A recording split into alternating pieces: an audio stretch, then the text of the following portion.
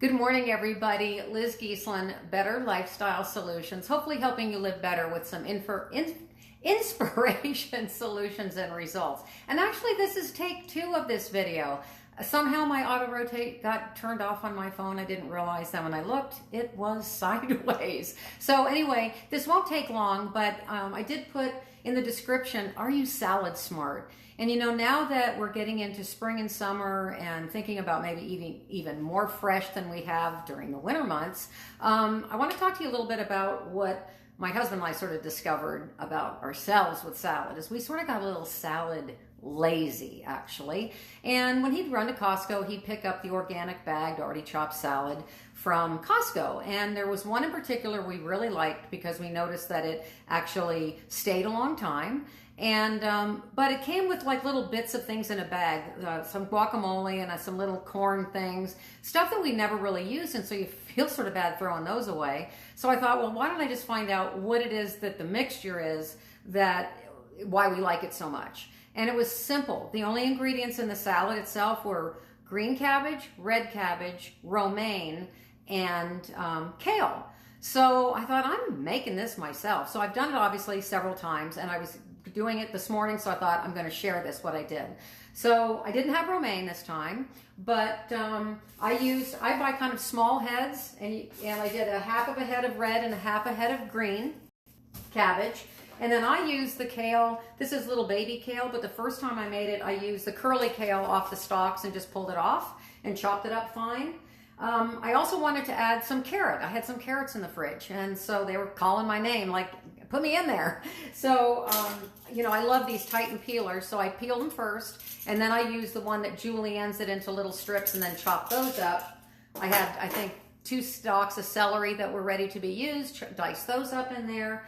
And then I love, and my husband and I both love cilantro. So I had a nice big bunch of cilantro, which when you use cilantro or parsley or anything else like that, after you've washed it, make sure you dry it really well, because that's what kind of makes the salad turn sometimes, is those little, if they're wet, then it's just going to maybe, you know, not stay as fresh as long.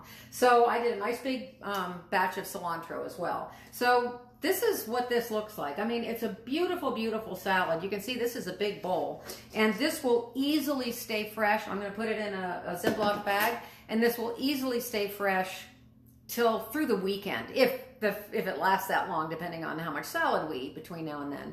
And it could last even longer. I mean, I know that when I did this a couple of weeks ago, when I made a big batch, it just really stayed fresh for a long time, which was awesome.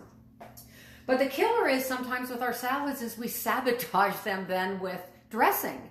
And it's hard to stay when you realize that any kind of fat, even a good fat, like your olive oil or coconut oil or avocado oil, it's still 100 calories a tablespoon. And if you're having a big salad, 1 tablespoon doesn't go real far. But, and I love a good vinaigrette. I make mine with olive oil or avocado oil and some lemon juice and seasoning. Love it. But sometimes I want something creamy. So, which we know, those are even more of a killer. So what I did is, and I made this some time ago and I thought I got to make this again, is I used cottage cheese, and I went ahead because I thought I'm making a big batch. This is, you know, 24 ounces. So that's 3 cups. And I put it in this 4-cup measuring cup, all right? And I love sriracha sauce. So when I first blended it, I put in just 4 tablespoons of the sriracha, and it was spicy, it was good, but I like it with just a little bit more kick, so I added 2 more tablespoons. So I used 6 tablespoons of this, and then I used 1 tablespoon of apple cider vinegar. Any kind of an acid, I think you need that little bit, and you know, you could use lemon juice. I wanted to use apple cider vinegar, thinking that that's something most people have on hand, and it just gives a little bit of a tang and makes it even smoother when you blend it with the blender.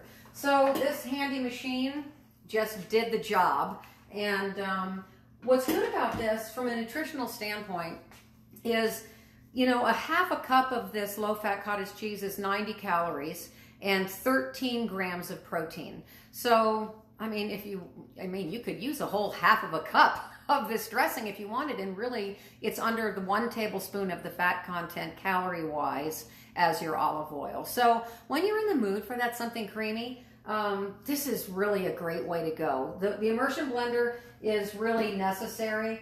I mean, you can see, let me show you how creamy this is. I mean, it's just beautiful. It's just lovely. So, and I'll tell you what I love this on. We loved baked wedge fries, and I mean, I can dip away at this and really be totally guilt-free. So anyway, I hope you got a couple little tips today, and I'd love it if you have like salad tips or things that are your favorites, something that I can learn from. I'd love it if you put it in the comments. But you know, summer's on its way, and it's time to eat even more fresh than we were all winter. So take some of that to heart, okay? Well, anyway, it's good to see you all, and have a wonderful rest of your day and rest of your week. And remember, be better, do better, live better. I'll see you next time. Bye-bye.